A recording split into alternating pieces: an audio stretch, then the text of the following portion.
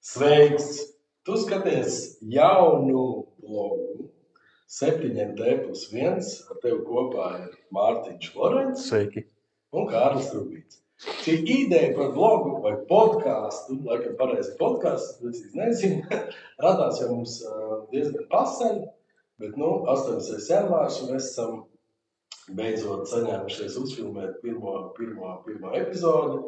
7T nav nejauši. Bridžā visi zina, ka ir mērķis ne tikai uzsolīt, bet arī paņemt visus 13 stīķus. Un 7T būs katrā podkāstā būs 1NT tēma, 2NT tēma, 3NT tēma, tā līdz 7T. Un plus 1, tas ir tāds neliels pārsteigums pirmajā reizē, pēc tam jau katrs jūs labāk sapratīs. Lūk, sākam ar 1NT. Sākam ar 1NT. Tātad ideja par 1NT ir apskatīties, kas ir noticis, kas mums ir noticis pēdējo pāris mēnešu laikā. Līdz uzlikšu visu uz lielā. Un šoreiz mēs skatāmies no sekundīti.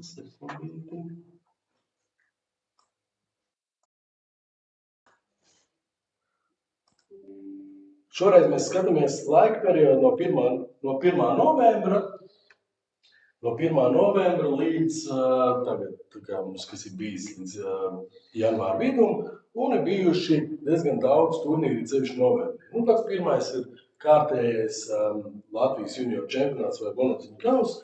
Šeit mēs redzam, ka ir diezgan labs apmeklējums, 25 pāri, lielākā daļa no Latvijas un Igaunijas, plus vēl ir 2 pāri no Horvātijas, 1 no Somijas, kas ir diezgan forši.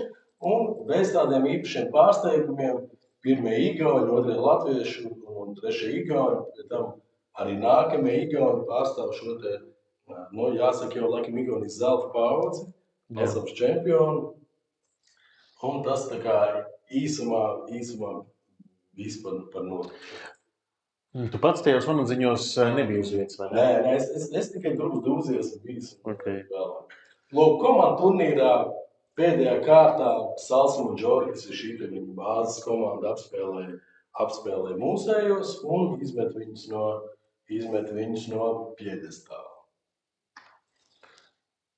Nākamais turnīrs mums bija jau ar tādu spēcīgu sastāvu, proti Čempionu līga Jūrmalā.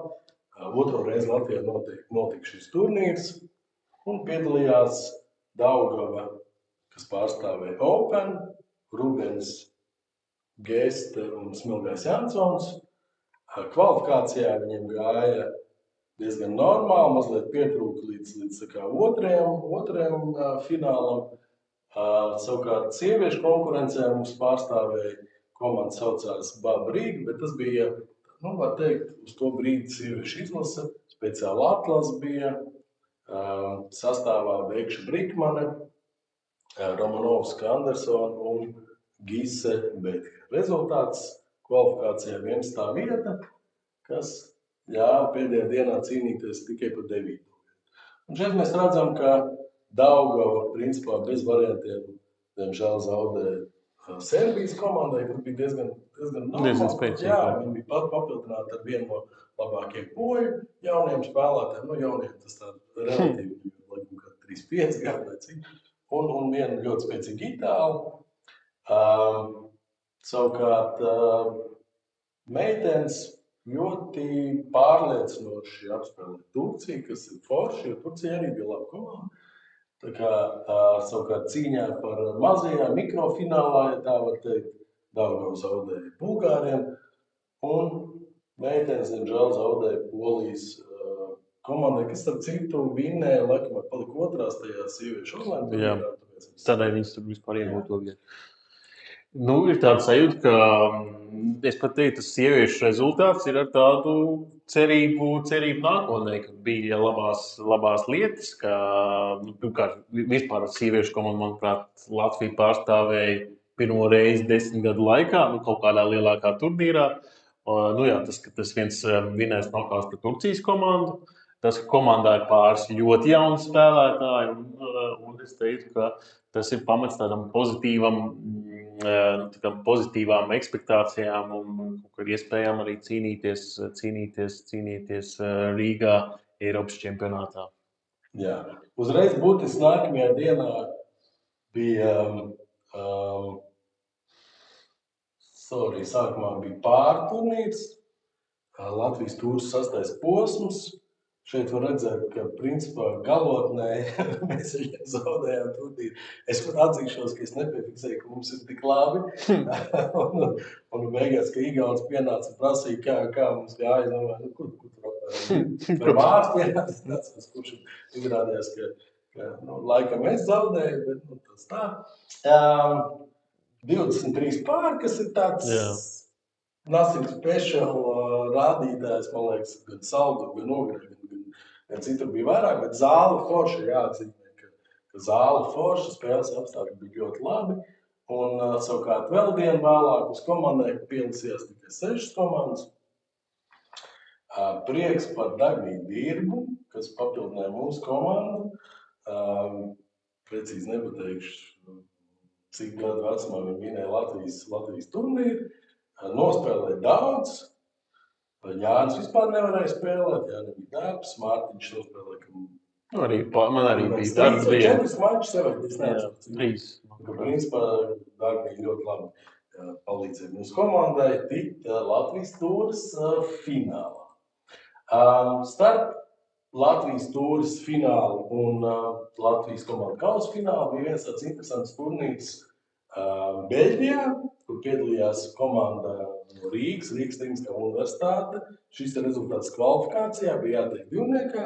Komandā spēlēja students Jansons, Drūps Jansons, profesors Lavendels un 2 Tehniskās universitātes draugi, tā varētu teikt, Rubīgs Kroļi.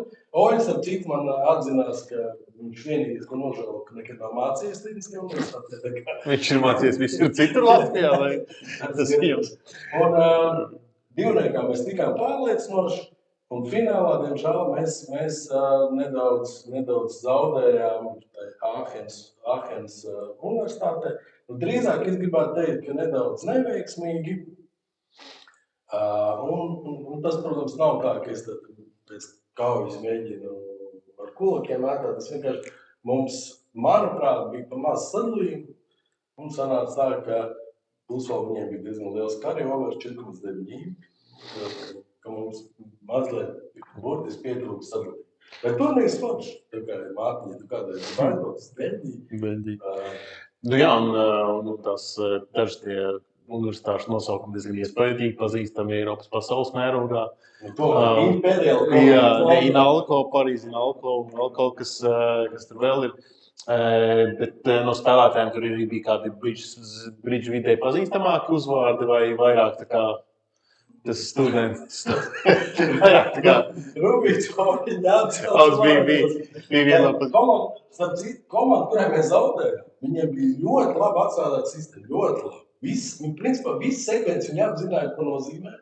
Un meitene, kas bija viņa komandā, tā bija vienīgā, ko es zināju, jo viņa pirms 2 gadiem ar Līdz Gavrīlovu vinēja to prezidentu kausu.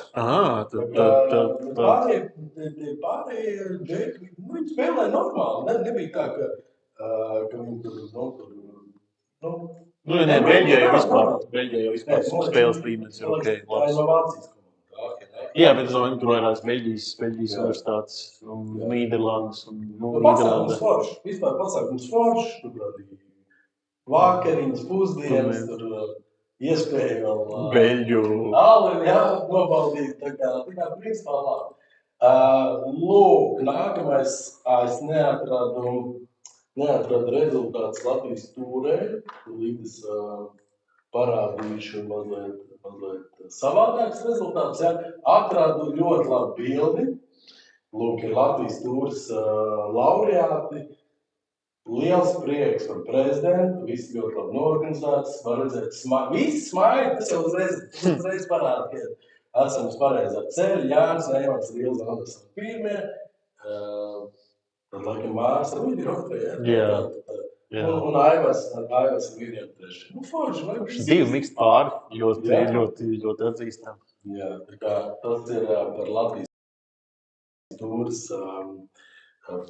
finālu un Latvijas komandu kauss, nu jau, manuprāt, bija ļoti interesants turnīrs, ja mēs pastamies pusfinālā, vienā pusfinālā it kā nebija šaubas par uzvarētāju, tu otrā pusfinālā 46-0 otrajā segmentā, bieži tas negadās, sadalījums varbūt mēs tādu nepētīsim, bet SBLP bija uzķērusi labu tempu, un ko viņi arī parādīja finālā, kur jāatzīst, ka šis laikam bija sliktākais mans un Lauras sniegums ilgā laikā. Mēs nospēlējām vāji, pretinieks bija labāks. Nu, tā kā, principā, es gribētu teikt, ka godīgi zaudējām. Un pa trešo vietu Sapņu komanda, laikam Ekspress vēl nebija atgājis no tā pusfināla. Nu, jā, man liekas, ka Ekspress bija mazliet knockdownā. Bet jā, tā ir tiem sezonas noslēguma turnīriem, kad kvalifikācija visu sezonu, un tad, principā, tāds pusdienas vai vienas dienas segments jau izšķir to gala rezultātu. Tā, pats interesantākais turnīrs mūsuprāt norisinājās decembra vidū, tā bija atlases uz izlases otrais posms.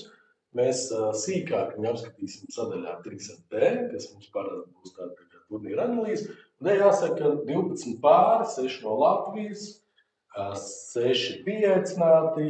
No Latvijas labākais Oļa Rubīnu, sako Jansons Smilgājs, Balšovs Ilziņš un Lorents, diemžēl, diezgan lielā bedrē. Jā, nebija mūsu izcilākais turnīrs noteikti. Jā.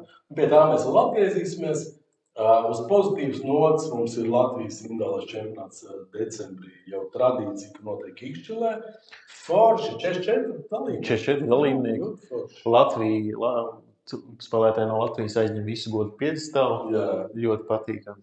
Nu, man papildus prieks, ka jaunā paudze ir jaunā paudze. Mums ēkas. Šādos turnīros arī varbūt vajadzētu, ka labākiem no vecās paudzes arī kaut kādu balvu. Ka virs 30 balvu. Man liekas, tur pirmās 6 vietas. Tas forši, jā. Tas Ogas klubu organizētie turnīri vienmēr ir pilni patīkamām pārsteigumu balviņām. Lūk, arī nākamais, kā parasti pirmais Latvijas gada turnīrs Oga un draugi. Arī forši apmeklēts, 23 pāri, Nauris Ārons Eigars Kalvīts pirmie. Diezgan droši jāsaka, 2% atrāviens, Ilziņa Liepa otrie un Lavendels Dāgnī. Var redzēt, ka Dāgnī joprojām labā formā, prieks, forši, mazliet apsteidz viņu Zitu. Sap citu, tu esi vinējis kādreiz? Es esmu vinējis, jo man vienreiz Egons izsauc cīņā, tad mēs ar Egonu sīvā cīņā ar Ilziņu un Ilziņu vinējām šo turnīru. Ļoti pozitīvs, patīkams turnīrs. Burtiski dažas dienas vēlāk Latvijas skolāņu čempionāts pat Ikšķilē, 20 pāri, kas, manuprāt, ir labs rādītājs. Protams, gribētu mazliet vairāk, bet pagājuši bija no Igaunijas, man liekas, tāpēc bija kaut kādi 25 vai cik. Freibergs Briedis, Freibergs Ligers, vēl viens Freibergs mazliet zemāk. Principā bez pārsteigumiem tas pirmais sešnieks, pārējie, piemēram, Amanda ar Madaru spēlē, laikam Madara no septembra, Amanda no novembra, tā. Viena meitene, līdz parādīšu, kura Tīna iemācījās gribšu spēlēt 3 dienas iepriekš. Tā kā super. Čempionātā vietā. Tomas, kurš parasti spēlē Rārka, nevarēja Rārkas netika mācības vai kā. Sap citi vēl pārdomā, varbūt samainīt datums indālam čempionātam, skolāņu čempionātu, lai neiekrīt sesijā. Tas tā. Bet jā, ļoti patīkami ir redzēt daudz nepazīstams uzvārds. Tas nozīmē, ka jaunā maiņa, ka ir jauni spēlētāji, ir arī redzēt uzvārdi, kuri ir pavisam gados jauni un piedalās, piemēram, 8. vietā ir kāds redzēts uzvārds. Tā, ka, tas. Nu, vēl viens ļoti interesants turnīrs notika janvārī. Tas ir Polijas, viņiem tas tā ir jauns sponsors Lotto. Tas totalizātoru kompānija vai... Es godīgi sakot, es nezinu. Jā. Lūk, Polijas līga, manuprāt, ir, varbūt, ja ne spēcīgākā Eiropā, tad top 3 noteikti. Holandiešiem ir spēcīgi, Zviedriem ir spēcīgi, Francūžiem ir spēcīgi, Itāļiem ir spēcīgs līga, bet, man liekas, Polija ir Jā.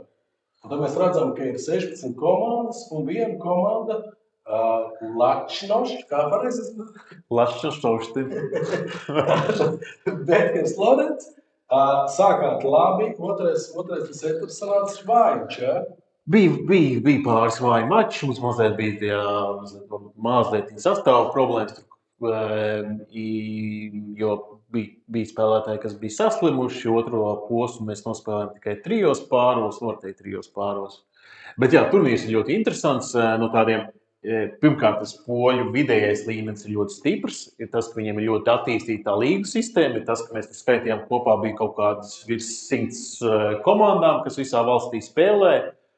Un, no tādiem zināmiem vārdiem, protams, ir principā ir visi poļu spēlētāji. Plus vēl ir, piemēram, Zimermans ir atvedis komandu. Spēlē arī Eiropas Bridža federācijas prezidents. Bija vēl daudz vairāk interesanti spēlētāju sastāvi, ne tikai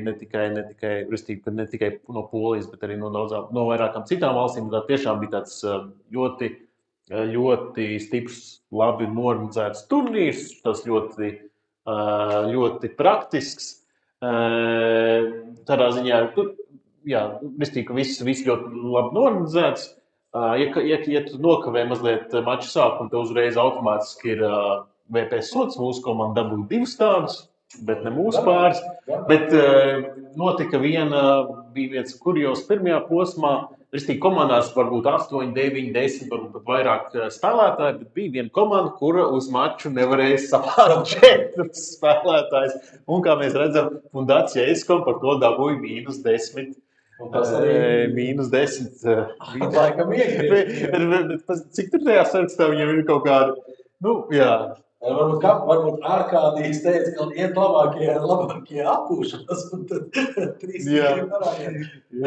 Te ir interesanti nākamais, kas sagaida, restīvi, pirmā komanda tiek uzreiz pusfinālā. Viņiem tāda interesanta schēma.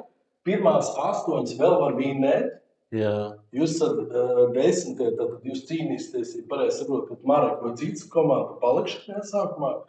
Un tur ir kaut kāda vairāk mīnus sistēma. Beigās vairāk mīnus sistēma. Var pat nokļūt augstu, gan izlidot ārā. Bet februārī jūs braucat spēlēt? Droši vien nebija arī tik briesmīgi otrajā pusē. Droši vien, ka jā. Bet tas būs pēc Prāgas. Mūsu komandas biedri arī spēlēs Prāgu, un varbūt iespējas mēs no Prāgas brauksim patieši uz Varšavu. Jā. Un to mēs jau parunāsim divendēs kalendāru. Un visbeidzot pēdējais turnīrs, ko mēs apskatām, ir Tartu jaungadu festivāls. Diezgan daudz latviešu aizbrauc, precīzi neskaitīja, bet uzvar Adriānam ar tīklu, apsveicam, Uģis ar Māru otrajā. Un tad mēs vēl redzam, ka Ļena pavisam netālu no Trīnieka.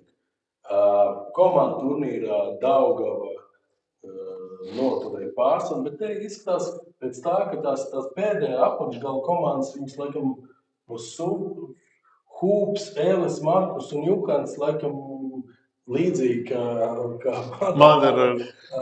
ar tīmu sākuši šogad spēlēt, pareizāk pagājušajā gadā. Redzam, ka ir... Kaut gan interesanti, 15. komandas sastāvā ir pasaules Eiropas medaliste, bet tāpat viņiem ir tāda 1-0 vairāk tipa. Uzvar zaudējums, tas 8, principā neizšķirts tāds. Kreitāls Jansons Tīkana Latipats komanda. Jaunie, forši, paldies, laikam jāsaka Daivim, kurš tur savāds komandas, vismaz Vēdi varbūt Rūzdēm. Labs komandas nosaukums atbilst. Atbilst. Salsa mažoras veterāni palika 4. Igaunijas karaliene palika 3. Nu, forši tātad burtiski pēc brītiņa turpinām ar 2 NT.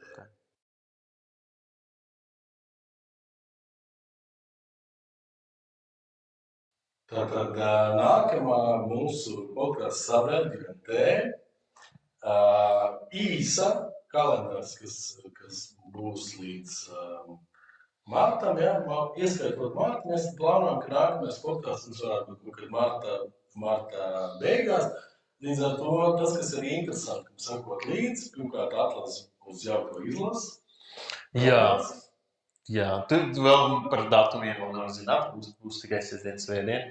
Atlasi uz mixed izlasi, manuprāt, ir ļoti neprognozējami. Es domāju, pirmajā posmā no 9 pāriem atlasoties 6 arī var notikt jau pirmie pārsteigumi.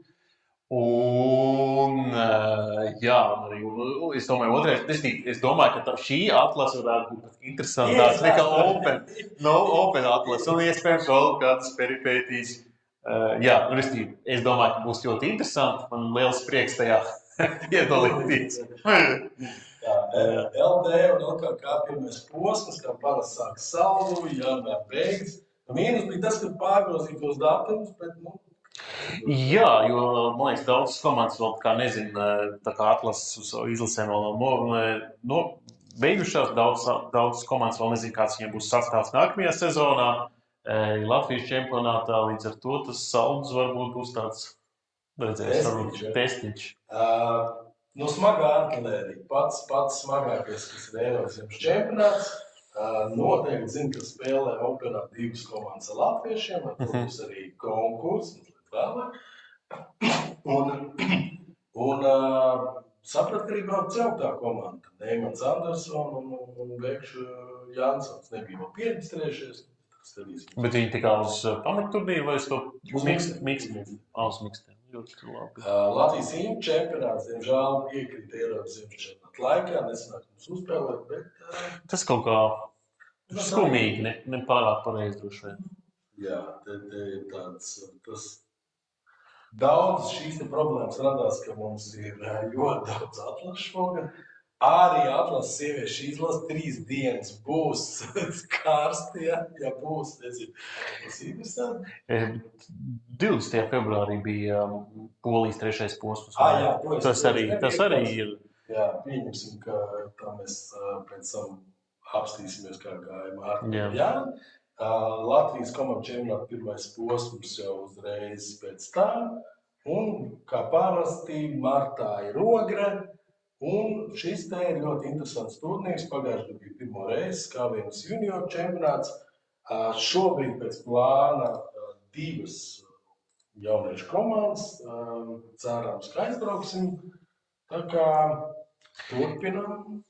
Kā bijušais juniors, man nav jāspas, nekur atrodas Skavina. Blakus Krakovai. Ļoti laba vieta. Jā. Ļoti labi vieta, un viņi aicina kaut kādas sava reģiona junior komandas. Viņam pagājušajā bija labs sastāvs, vispār labs sastāvs.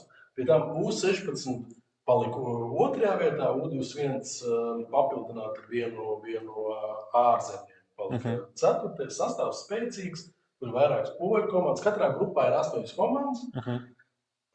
Uzaicina, organizators ir mans paziņās, tā kā ir... Plus ir šie starptautiskie sakari un relatīvi lēti. Mums ir labi tas, ka uz vietas ir lēti, kvalitatīvi. Vienīgais mīnus, ka šodien brauksim ar busu, bet ja būs martā jau būs labs laiks, tad jau tas nav tik liela. Bet cik komandas plānojas? 8 katrā kategorijā. Bet visi no Latvijas 2. Turēsim īkšķi mazliet vēl. Un pēc brīža pārējām uz nākamo 7. sadaļu, 3.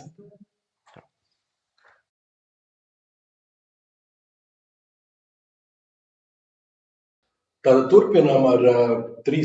sadaļu. Tā ir turnīra apskats sadaļa. Šoreiz, mūsuprāt, interesantākais turnīrs bija atlase uz izlasi, abi 2 posmi.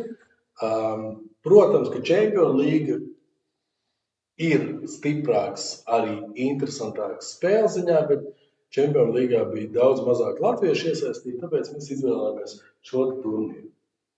Un pašā sākumā mēs redzam pirmais posms, 11 pāri. Manuprāt, ļoti labs skaitlis. Ļoti labs skaitlis, ļoti labs. Un principā, apskatoties sastāvu, objektīvi skatoties, pietrūka droši vien Jeļens Alfējevs, un es teiktu, ka spēlēt varēja vēl kāds viens vai pāris junioru pāri. Jā, droši vien Drūvs ir Rainer. Drūvs ir Rainer noteikti, kāds no Freibergiem, pat ja viņi varbūt būtu apakšā, kas nav sliktākais. Tad mēs pie tam redzam, ka spriedzi līdz pēdējiem. Spriedzi līdz pēdējiem. Mēs redzam, ka pāris, kas ņem 11. vietu, ka viņam līdz kvalifikācijai pietrūka nepilns 3 VP, kas ir ļoti maz. Man liekas, komiski arī bija tas, ka Dainis ar Jāni, kas palika 10, ka viņi pēdējā kārta viņa bija brīvā, viņa pirms tās kārtas bija apmēram arī kaut kādā beigu pozīcijā, bet viņam bija vēl teorētiskas iespējas arī nokvalificēties maču sakstības ziņā. Viņi bija pēdējie, mēs varam redzēt, bet nav tie 12 ieskorēti, kas pa brīvo kārtu. Un vienu brīdi vidū viņi bija 6. vietā. Tas ir ļoti, ļoti interesanti. Bet ja mēs apskatāmies sākumā varbūt tīri jau pa pāriem. Bendiks Bedhers, tas laikam viņi izdomāja uzspēlēt vairāk nekā neesam viņiem jautājis, jo Jānis parasti spēlē Raigaru, kas Minu Konetika un Ulds agrāk spēlē Jūru. Tā kā viņiem treniņš sanāca droši vien labs un bija visas tās iespējas arī tikt sešniekā. Uļānovs Romanovskis spēlē daudz pāri, pārstāvēja Latviju mazajās nācijās, vēl pagājušajā. Mārs ar Aivaru palika 9, kas, principā pēc manas prognozes, ka viņam vajadzēja tikt sešniekā. Jā, tas tāds tāds mazliet pārsteigums. Jā, bet tāpēc, ja mēs skatāmies, pietrūk viņiem pusotras. Jāsaka tā, ka mazliet viņiem varbūt nepaveicās nepareizais vārds, jo pēdējā kārtā viņi spēlēja pret Edgaru un mani, un viss sākās ar to, ka pirmajā sadalījumā mēs uzlikām 6, ko var iegāst. Aivaram bija jāizdara gājiens, viņš izgāja mastā, ko Mārs iekontrēt, un pēc tam vairs nevarēja iegāst. Un mazliet dažas gadījums vēlāk es vinēju tādu grūtu game, kur arī principā Mārs man palīdzēja gājienu, un tad jau Aivars laikam jūta, ka ūdeni vairs nesasniedz. Egons un Lauri palika 8, arī var redzēt arvien mazāk un mazāk viņiem pietrūka sešniekam. Egons pēc tam teica, ka pietrūka 1 stīķe. Cik es ar viņiem parunāju, viņiem bija kaut kāda vairāk neveiksmīga sadalījuma, tā ka tas... principā ir tā, jebkuram no tā 11 pietrūka viens puses sadalījums, lai nokvalificētos. Principā, jā. Ēriks ar Rudolfu arī, man liekas, pēdējā kārtā visas iespējas viņam bija. Jā, tur, man liekas, tur bija kaut kas, ka pēdējā 1 vai 2 sadalījumos viņi bija sešniekā, un tad tomēr ne. Pie sešnieka mēs vēl atgriezīsimies 2. posmā. Pirmais posms, principā, es gribētu teikt, ka pārliecinoši, varbūt mums tur galotnē kaut kas mazliet mazāk, bet tā visu laiku bija stabili, vai ne? Principā mums bija, man par to turnīru sajūta bija tāda, ka mēs neko īpaši, mēs principā normāli spēlējām, bija savas kļūdas, bet principā,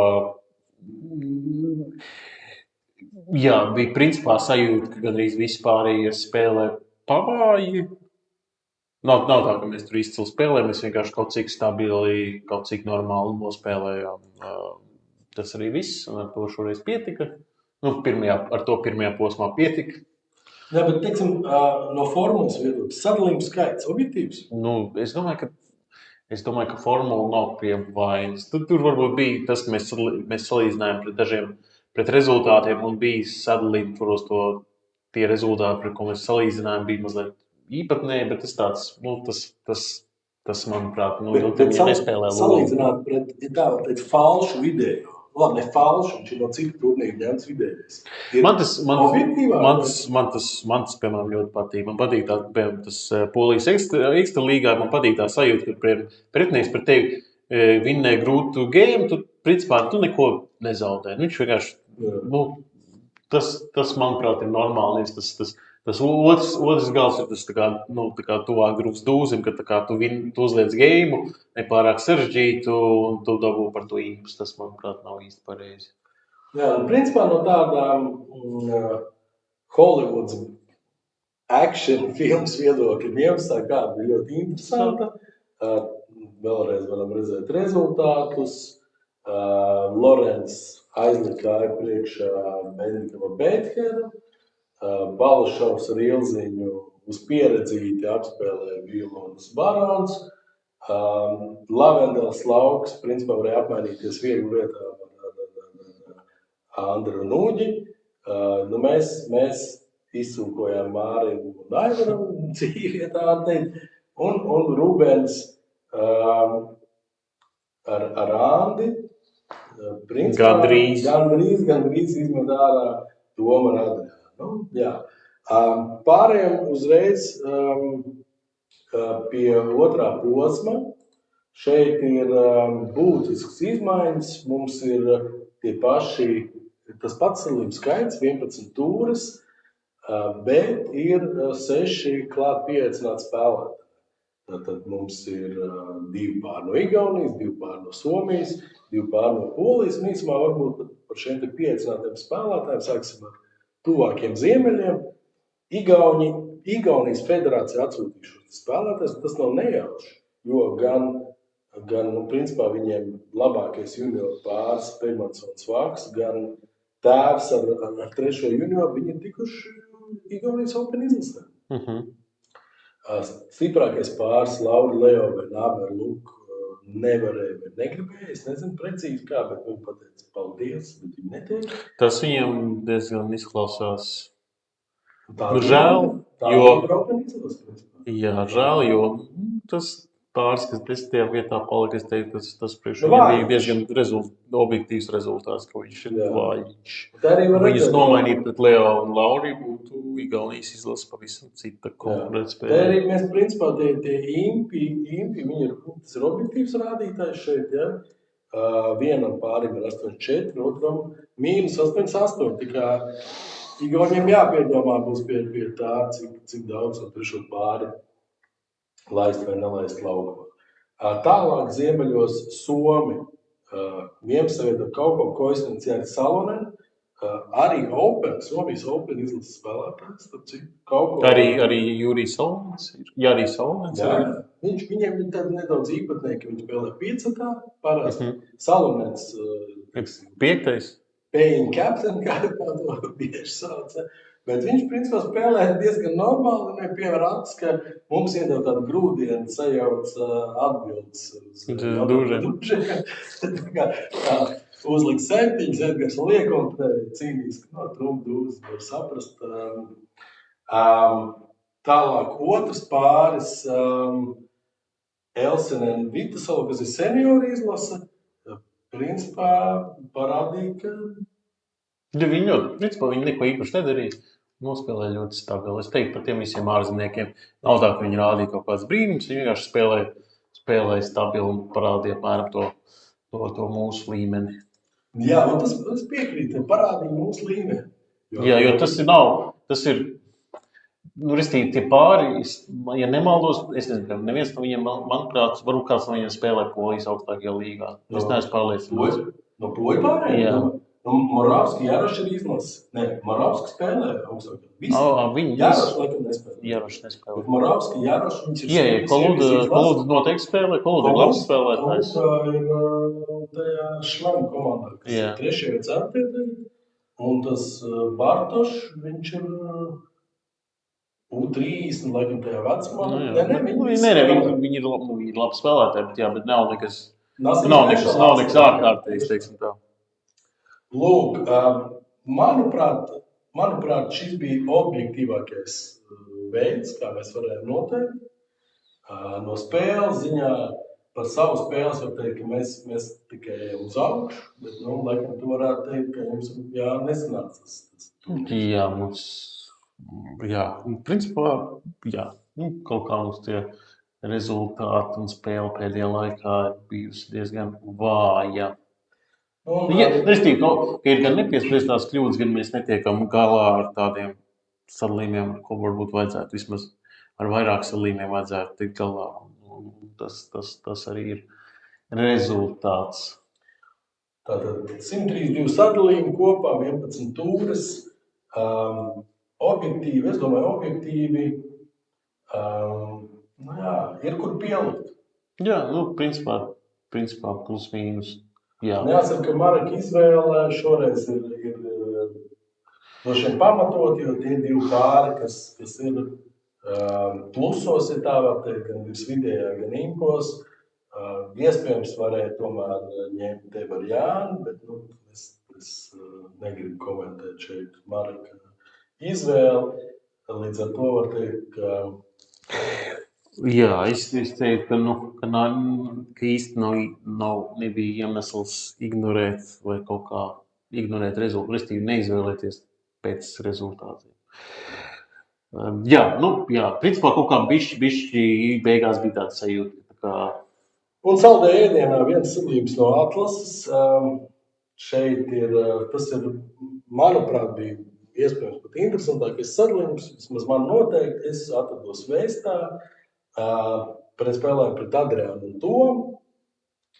Ja nemaldos, iespējams, ka Adriāns atlaist 2 krustu, 2 kārā, 2 beztrumus, bet būtību tas nemaina, 2 beztrumus, 2-1. Toms pajautā, Adriāns pateica 1 vai apmažo 4, 3 pīķi, papēc tēma, 4 sarcanā un jāaizsargājās pret 3 beztrumiem. Atkal tev ir unikāla iespēja uztaisīt pauzi, padomāt. Priekšā tev ir dot pirmie 2 gājieni, un tad jau varam tālāk mēģināt saprast, kā pareizi aizsargāties. Un galvenais ir, kad par ko domāt. Mārtiņ, vispār šādos, teiksim, aizsardzības gadījumos, kāds ir tavs algoritms, kā tu mēģini rēķināt? Principā šis ir diezgan grūts sadalījums no aizsardzības viedokļa. Līdz ar to, principā, ir jāmēģina izdarīt visas lietas. Jāmēģina saskaitīt partneru punkti, jāmēģina saskaitīt pretinieku stiķi, ir jāmēģina apmēram kaut kā saskaitīt, kāds ir aptuveni partneru un pretinieku sadalījums, un tad to visu likt kopā ar signāliem, ar spēles plānu, kas tiek izvēlēts, un jāmēģina kaut kāds veids, kā izdomāt to beigu risinājumu. Šeit pats svarīgākais, protams, sākt ar to, ka mums ir 9 punkti, galdā ir 7, partners jau uzrādīs kungu, cerības pie viņa atrast vēl kādu derīgu bildi ļoti maziņas, tad mēs varam cerēt uz kādu kalnu. Zināmais ir atgājiens. Edgara atgājiens ar krustu trīnieku nozīmē, ka viņam ir pārskaitlis kāršu, vismaz pēc mūsu norunām, un pēc tā, ka viņš nemēģināja pārstāties citā mastā, gan arī noteikti zināms, ka viņam ir 4 klāts. Tā arī tā kā vienīgā reālā cerība, ka mēs iegādīsim, ka būs 2 mani dūži un 2 stiķi krustos. Un papildus tas bonus stiķis. Ir viens jautājums, ja viņš zina, ka tev ir tieši 4 krustā, un viņam ir kungs 10 trešie, viņš varētu pataupīt. Ir taisnība, 10 var noderēt. Bet lai nu kā, balstot aizsardzību, es balstīju aizsardzību uz to, ka mums ir 2 stiķi pīķos, uz 2 stiķu dūžiem, saraut komunikācijas pret galvu stiķiem arcenos, ka pretiniekam nepietiks stiķis un iespējams kaut kāda mikro cerību uz kāro kalpu vai pīķu. Viss sadalījums, viņš diezgan pagrūts, mēs varbūt uzreiz atgriezīsimies atpakaļ pie pilnās versijas, ja tā var teikt. Un varbūt sekundīti. Lūk arī ir šis te sadalījums, skatoties viņu ar pilnajā versijā. Tātad pēc gājiena krustos un krusta atgājiena Adriānam bija jāpieņem lēmums, kā spēlēt. Viņš izgāja pīļi pret kungu, ko es palaidu garām. Tālāk sakoja Arcam kungs, ko es vēlreiz palaidu garām. Un 4 ar kāraviem. Viss tas viņa plāns bija ielaist kaut kādā brīdī manu bērcanu, bet sanāca tā, ka viņa kontraplānam es pretojos izmantot krustu kalpu. Sanāca, ka Edgars paņem stiķi. Diemžēl mēs te nevaram uzlikt, ka BBO, ka tad viss izsakot līdzi. Un divkāršu galotnē Edgars atgājās mazu pīķi no kalpa, un Adriānam bija jāuzliek. Uzliekot lielu, es paņēmu pīķi dūzi un pēdējais tica pīķi kalpu. Tā kā sadalījums bija interesants, man viņš bija ļoti, pēc tam mēs arī ar Adriānu parunājām. Adriāns teica, ka viss izdarīja pareizi un bija, principā, priecīgs, ja tā var teikt, nevis priecīgs, bet samierinājies ar zaudētiem 12 impiem pēc labas spēles no abām pusēm. Līdz ar to es domāju, ka trešo sadaļu mēs varam noslēgt un pēc brīža turpinām ar 4 gastrūpēm. Jā.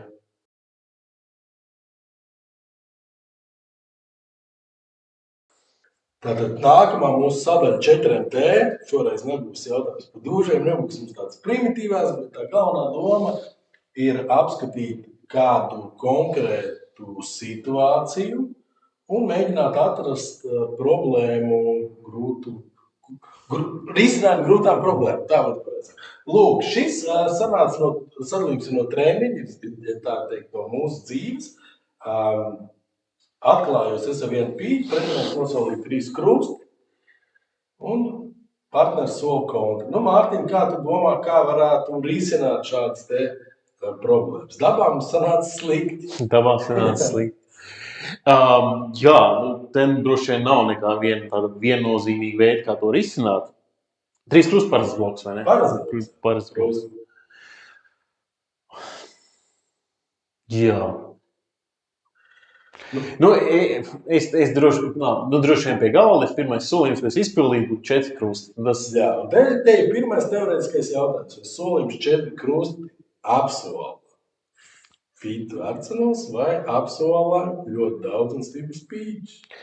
Jā, es domāju, ka šo jautājumu nav īsti viennozīmīgs atbildes, varbūt gan. Lūk, es arī pie galda nosloku 4 krustus, beigās leicis kaut kur arcenos, mans partners to uztvēra daudz nopietnāk, viņš pielika vienu klāt. Un principā kontakts bija labs, augšējais tikai mums pie to pīķi dūši. Bet kontakts bija 7? 7.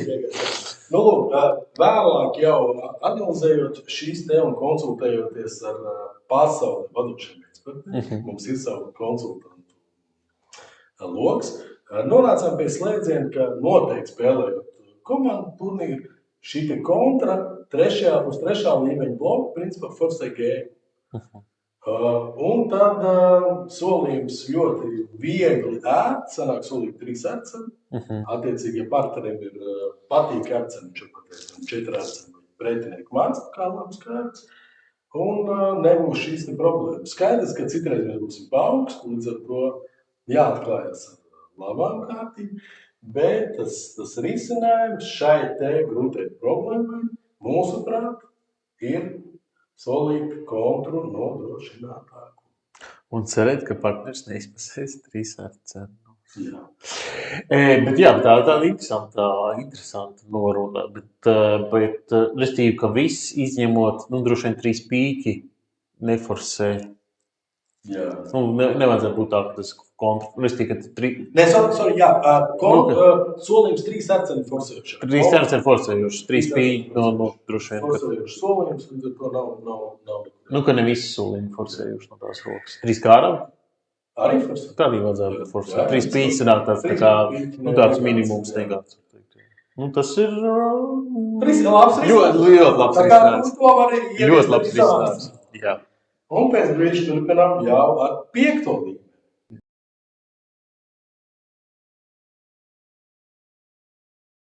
Tad nākamā sadaļa 5MT vienmēr būs kāda izspēles vai aizsardzības problēma. Šoreiz līdzīgi kā sadaļā 3MT mums bija aizsardzība, tāpēc arī ieliku vēl vienu aizsardzības problēmu. Starp citu, tu vari ielikt pauzi. Tāpat arī Mārtiņš tātad viņu pirmo reizi redz, tas kā tāds mazā nekaunība no manas puses. Spēlē stipru turnīru pret stipriem pretiniekiem. Pa kreisi viens no stiprākiem pretiniekiem pasaulē. Tu atklājies ar vienu pīķi, vienu vēstumu 17, 2 kāravi transfers uz Arceniem, nosola vēlreiz 2 pīķi, tāds varbūt uz robežas solījums, vēl 6 pīķi, un finišē pretinieks 3 beztrumpēs. 2 beztrumps jautā, ko nozīmē nav vecais labais, nav grīņa, tikai domā pats. Lūk, un gājiens ar pīķi astotnieku, un tu paņem pirmo stiķi ar dūzi un nokrīt kalps. Tagad droši paņem pauzi, var apstādināt, Mārtiņam grūtāk, viņam jau līdz būs jādod savus atbilžu variants, un tad vēlāk arī, protams, risināt.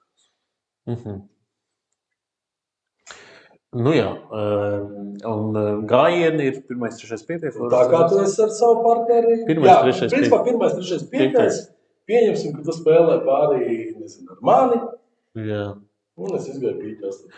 Pīķi astotnieks. Nu, ir vairākas lietas. Partneris nav safitojis, tad vai nu viņam ir slikts, pavisam sliktas kārtas. Un, ja īsti viņam ar pavisam vājām kārtīm viņš varbūt arī varētu nesolīt, varbūt viņš tiešām ir izgājis no 3 foskām ar lielāko, vai arī tas pīķi kalps ir falskārtīgs un, piemēram, 2 netrums varbūt apsolīja kaut kādu ērcenu fitu. Un iespējams pretiniekam ir apmēram tūskums dāmu krustos, dāmu kalps ērcenos, un nu jā, principā, un atejot pasīvi pīķi, viņam būs 5 ērcenstiķi, kruststiķi un pīķstiķi. Restīvi, ir alternatīva, principā ir alternatīva, ja partnerim ir vienkārši 5. kāravkungs pārslēgties kāravā. Nu, super, principā es negaidīju, ka Mārtiņš tik ātri tiks to galā, un tik tiešām šo sadalījumu viņš redz pirmo reizi. Pretinieks Gersheldamo, dzirdēts uzvārds, no 3. kunga kalpa 7 uzlika kalpu, un pie galda aizsardz uzķērās un turpināja pīķīt. Nu, Mārtiņš būtu ticis galā, partnerim tik tiešām 5. kāro kungs, un te morāli, 2 ir morāls galvenās, pirmā ir neticēt pretiniekam, un otrā gandrīz noteikti spēlēt 1., 3., 5. no 3 maziem, ja tu neesi fitojis, tev jāiet mazāko, jā. Bet otra lieta, tas 2 netrums, es teiktu, tas ir kā gandrīz 100 punktu, tas ir ārcenfīt. Tā kā labā līmenī, tas ir kaut kas ar ārcenfīt. Līdz ar to es ceru, ka tev patīk nākamreiz problēmas ar Mārtiņš. Es ceru, ka tas bija vieglāk, jo iespējams, ka tu uzreiz tādā tempā.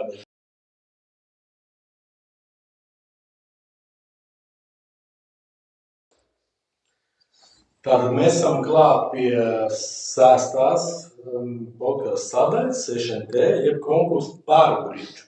Konkursu sadarbībā ar Polijas bridžu žurnālu, kas ir šobrīd iznāk elektroniski, Mārijas Vecīs, kas ir galvenais. Ir arī papīra versija. Vairs nav. Ar šī gada viņi beidz. Ar šī gada vairs nav. Viņiem bija pat tā, ka viņi izdeva pat kioskatu. Jā. Jo šogad mēs esam Polijas bridžu federācijas biedri. Tas ir cits žurnāls. Federācijas žurnāls būs papīra. Viņiem ir 2 žurnāls. Skaidrs. Ko saņem katrs PZBS biedrs 4 gadā, ja nemaldos, vai 3 gadā. Jā. Un otrs, kas tagad iznāk tāds online žurnāls, agrāk iznāca, man liekas, reiz mēnesī. Tā kā tā. Nu, lūk, problēma nav mūsu, problēma ir no žurnāla. Arī risinājums būs super objektīvs, jo Mareks apkopot daudzu ekspertu viedokli. Nu, lūk, sadalījums diezgan vienkārši. Sākotnēji mums ir 16 punkti, atklājamies vienu beztrumu, partners sola transferu, pretinieks iekontrē, mēs pateicām 3 pīķi, un partners turpina 4 mācību. Tikko tu zini savu pareizi atbilžu variantu, droši sūti uz skrib.rubīns@inbox.lv.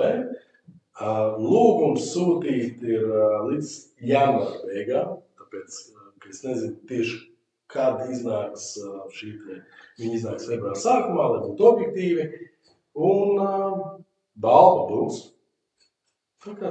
Nākamajā reizē mēs, ja būs vairāk atbilžu variantu, mēs izvilksim laimētāju. Pareizi. Vai tu jau esi izvēlējies savu solījumu? Jā, es esmu.